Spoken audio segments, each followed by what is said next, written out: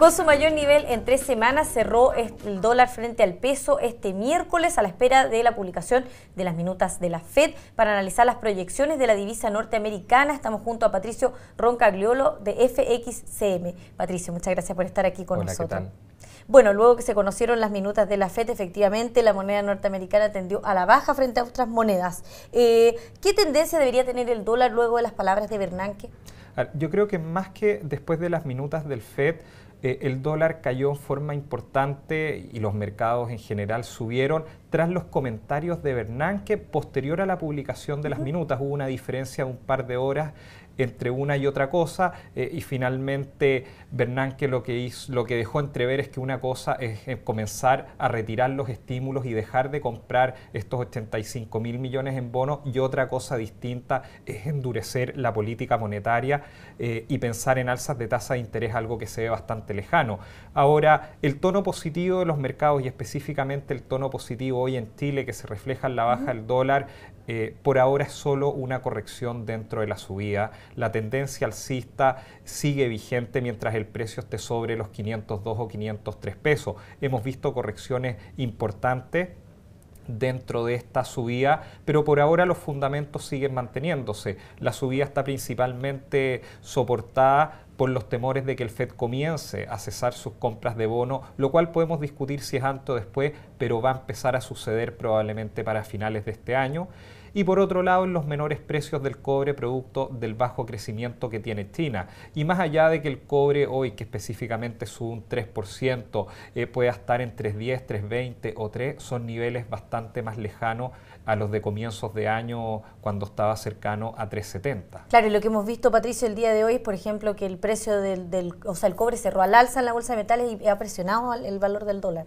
Exactamente, es que es un día positivo en general para los mercados y ellos se reflejan todos los activos. No hay que olvidarse que todos los mercados habían sufrido los embates de este posible retiro de estímulos por parte del FED. En el caso del cobre, la caída había sido quizás un poco más fuerte, producto del menor crecimiento de China que habíamos visto los últimos 2 trimestres. Por lo tanto, hoy es una jornada buena, hay una corrección de todos los mercados, pero por ahora no hay nada que no nos indique que es solamente una baja transitoria y una corrección dentro de esta gran tendencia al alza que lleva el dólar los últimos 2 meses. Entonces también tendríamos que estar atentos a qué pasa finalmente con el dato del PIB de China que se va a conocer este domingo. Siempre son datos muy importantes los datos desde China y específicamente los datos de crecimiento, por supuesto que es una cifra significativa.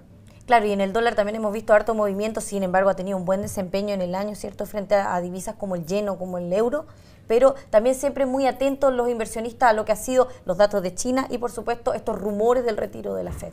En el caso específico del yen yo lo sacaría porque está muy influenciado por las medidas que tomó el nuevo gobernador del Banco de Japón, que quiere duplicar la masa monetaria de aquí a un par de años, y eso la verdad le ha puesto bastante presión y explica mayormente la debilidad del yen.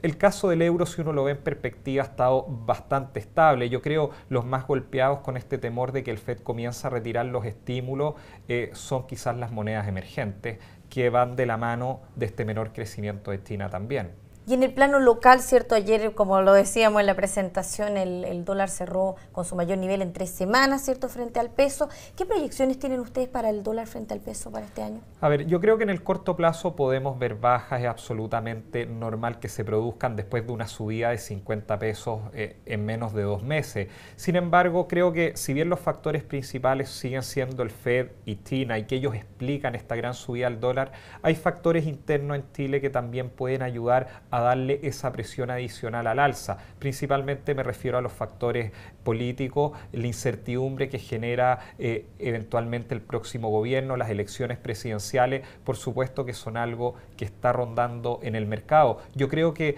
meses más, meses menos, pero en los próximos meses, quizás más cercano a fin de año, deberíamos acostumbrarnos a ver un dólar en torno a los 525 pesos, si es que el cobre no tiene algún movimiento significativo que por ahora no se ve que lo pueda tener al alza. O sea, de todas maneras han influenciado estas palabras de algunos candidatos que proponen, por ejemplo, una reforma tributaria. Por supuesto, la incertidumbre política viene dada principalmente porque la que se espera sea la próxima presidenta de Chile, que es Michelle Bachelet, en la práctica no ha sido clara en separar quizás algunos temas. Se habla de asamblea constituyente, de reforma a la Constitución, de cambios al sistema tributario, cambios al sistema de salud, cambios al sistema de pensiones. Por supuesto que no todo eso se tiene que llevar a cabo, pero por supuesto que es un ruido adicional al mercado. Siempre los inversionistas lo que más han valorado de Chile es la estabilidad, las reglas claras, y en la medida que esas reglas comiencen a cambiar, por supuesto que se genera un foco de incertidumbre. Claro, además que escuchan estas medidas, pero en el fondo no hay ninguna certeza de cómo se aplicarían. Por supuesto, por eso creo que eso puede ser el combustible adicional. No es lo que explica la subida al dólar, que se debe principalmente, en primer lugar, al FED, segundo lugar, a la baja en el precio del cobre. Pero creo que este sí es un ruido adicional que lo podemos poner al mismo nivel de eventuales bajas en la tasa de interés y que pueden ayudar a una subida quizás extra del dólar. ¿Tú crees que es probable que el Banco Central finalmente determine bajar la tasa en su reunión de este jueves? No creo que baje la tasa por ahora en el corto plazo. La cifra de IPC que conocimos el fin de semana de 0,6% demuestra un poco la fragilidad de las cifras que habíamos visto, en el sentido de que podemos ver varios meses de IPC bastante bajo y 2 o 3 cifras que salgan más altas y nos vuelve de nuevo a la normalidad de lo que había sucedido el último tiempo. Por lo tanto, creo que antes de empezar a bajar la tasa de interés, el Banco Central va a esperar tener por lo menos 2 o 3 meses de IPC para ver una tendencia en 12 meses que nos hable realmente que está por debajo de lo que los analistas están proyectando. Además, Patricio, tú me comentabas que una baja de 25 puntos base, como hablan los analistas, no afectaría mayormente la tendencia del dólar. No, yo creo que finalmente la brecha que hay entre la tasa en Estados Unidos y la tasa en Chile no se va a cerrar por cambios en 25 basis points. Es quizás más la señal de un pesimismo del Banco Central preocupado del crecimiento, más que el tener inversionistas extranjeros cerrando sus posiciones porque la tasa de interés les achique esta brecha del negocio del carry trade que se ha hecho los últimos años. Patricio, muchas gracias por haber estado aquí con nosotros comentando el precio y las proyecciones del dólar. Gracias a ti por invitarme. Y a usted lo esperamos en una siguiente entrevista aquí en DF TV.